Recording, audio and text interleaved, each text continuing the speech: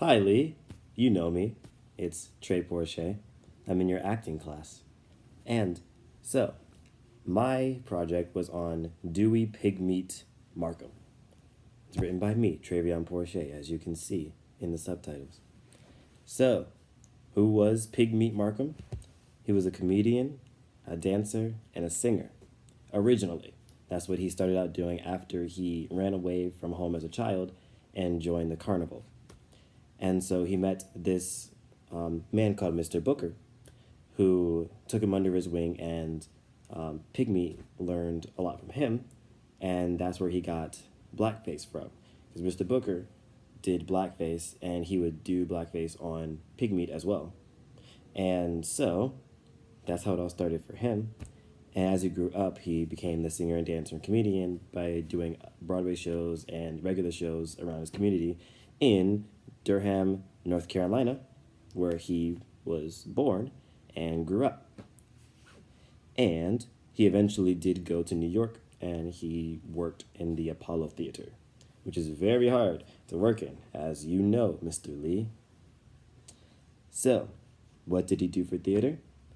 He was the last great black comic to perform in burnt cork. And burnt cork, of course, is the shade of black that he used when he did blackface.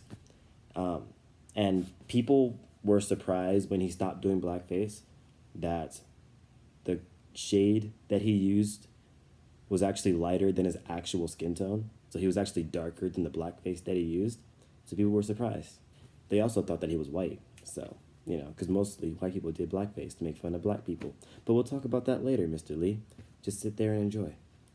And so he also helped bridge tension between blacks and whites through anachronistic comedy, especially because back then it was racist Hollywood. There weren't many black people. There were barely any black people in movies.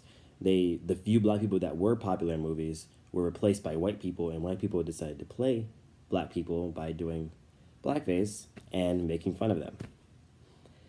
And he also did Broadway. He did Hot Rhythm and Blackberries in 1932, and he did a couple of other shows that kept him dancing and singing and performing.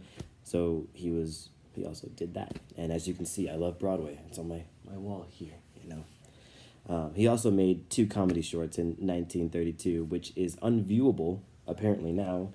And I don't know if I even want to see it because it'd probably be very risque. Why would a black man indulge in blackface? I think it was basically about taking back the power that white people took from them by, making fun of them and, making them feel, dehumanizing them, basically. And so black people thought, it's funny for a black person to make fun of a white person making fun of a black person. And so that was used in the comedies, not just with Pygmy, but with other black comedians as well. They also decided to do blackface as a way of conformity because everyone was doing it and it was the only way to fit in at that time. And so black people decided to do blackface to, one, make fun of white people, and it was the thing then. And so, Pygmy actually did it for like 30 years. He didn't even perform without blackface. I'm sure you know that, but I'm going to act like you don't know that. So, okay. Why is he important today? This was all me, these 2 dots, that he broke barriers, that he was able to put on shows that white people would actually come and see.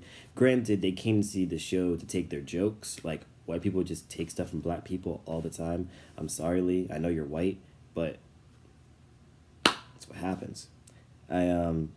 He also helped stop the dehumanization of black people, especially because he was the last black comic doing blackface.